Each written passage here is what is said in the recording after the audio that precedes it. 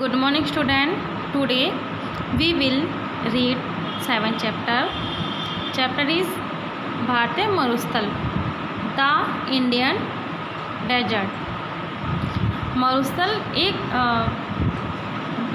वो स्थान है जहाँ पर वनस्पति व वर्षा कम मात्रा में होती है। आइए हम उसके बारे में चैप्टर पढ़ेंगे। मरुस्थल बालू से ढका समतल क्षेत्र है। यहाँ पर बहुत कम वनस्पति और जल होता है। इसका कुछ भाग पथरीला और कुछ भाग रेतीला होता है। राजस्थान उत्तर के मैदानों के दक्षिण पश्चिम में पड़ता है। इसे भारत का विशाल मरुस्थल या थार मरुस्थल के नाम से जाना जाता है। अरावली पहाड़ियाँ राजस्थान को दो भागों में बांटती हैं। पूर्वी भाग थोड़ा सा उपजाऊ है, जबकि पश्चिमी भाग रेतीला और पथरीला है। पूर्वी भाग में चंबल नदी बहती है।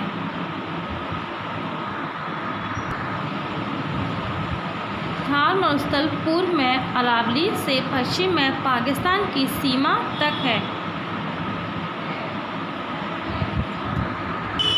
नेक्स्ट इज बालू के टीले, सैंड डून्स। थार मरुस्थल पत्थरों और बालू से मिलकर बना है। यहाँ बालू की छोटी पहाड़ियाँ हैं जिन्हें बालू के टीले कहा जाता है। धूल के तूफ़ान यहाँ सामान्य हैं। ये तूफ़ान अपने साथ बहुत अधिक मात्रा में बालू लेकर आते हैं। इस कारण बालू के टीले अपना स्थान बदलते रहते हैं। ये अपना स्थान और अपनी आकृति और आकार भी समय समय पर बदलते रहते हैं। मरुस्थल में धूल भरियाँ आंधियाँ चलती हैं जो अपने साथ बालू को लेकर उड़ती हैं और एक बालू को एक जगह इकट्ठा कर देती हैं, जिससे बालू के टीले बनते हैं। इस देखिए चित्र में ये जो बनी हुई है हमारे, ये बालू के टीले हैं। नेक्स्ट इज मरुद्यान ओसेस। मरुस्थल में बहुत कम वनस्पति पाई जाती है। यह है वर्षा की अल्प मात्रा के कारण होता है। मरुस्थल में कुछ ऐसे स्थान हैं जिनकी सतह पर भूमिगत जल होता है।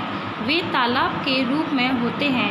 ऐसे स्थानों पर खजूर, कीकर और बबूल के वृक्ष उगते हैं।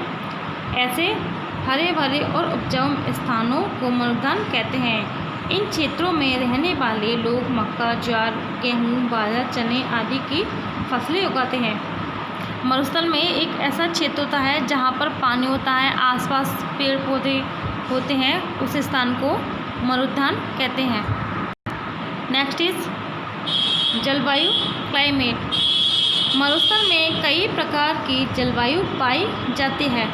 सर्दियों में दिन बहुत सुहावने होते हैं, लेकिन रातें बहुत ठंडी होती हैं। गर्मियों में दिन बहुत गर्म होते हैं और रातें बहुत ठंडी होती हैं। गर्म शुष्क हवा दिन भर चलती रहती है। यह इसलिए होता है क्योंकि बालू बहुत जल्दी गर्म हो जाती है और ठंडी भी बहुत जल्दी हो जाती है। वर्षा बहुत कम होती है। कभी कभी बहुत वर्षों तक वर्षा होती ही नहीं है। मरुस्थलीय क्षेत्रों की जलवायु के कारण यहाँ वृक्षों का विकास नहीं हो पाता है। मरुस्थलीय क्षेत्र की जलवायु गर्म होने के कारण वहाँ पेड़ पौधों का अधिक विकास नहीं हो पाता है। लूनी थार मरुस्थल में बहने वाली एकमात्र नदी है।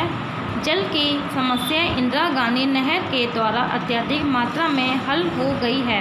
इसका नाम राजस्थान नहर भी है। यह विश्व की लंबी नहरों में से एक है। इस नहर से राजस्थान के लोगों की समस्या कम हो गई है। वहाँ पर लोगों को सिंचाई के लिए पानी व पीने के लिए जल उपलब्ध है। ऊँट मरुस्थल में सबसे सामान्य यातायात का साधन है। यह भोजन और जल के बिना कई दिनों तक रह सकता है। ऊँट बालू पर बहुत आसानी से चल सकता है क्योंकि इसके पैर चौड़े और गद्दीदार होते हैं। यह बिना जल के बहुत लंबी दूरी तक यात्रा कर सकता है। इसे रेगिस्तान का जहाज कहते हैं। जल की अनुपस्थिति में मरुस्थल का जीवन बहुत कठिन बन जाता है। लोगों को अक्सर कुओं और टैंकों से जल प्राप्त करने के लिए कई किलोमीटर तक चलना पड़ता है। उनके कोई स्थायी घर नहीं है, वे एक स्थान से दूसरे स्थान पर घूमते रहते हैं। मरुस्थल को बनाने में मनुष्य भी उत्तरदायी है। वृक्षों के कटान और पशुओं के चरने से मरुस्थलीय क्षेत्र में बढ़ोतरी हुई है।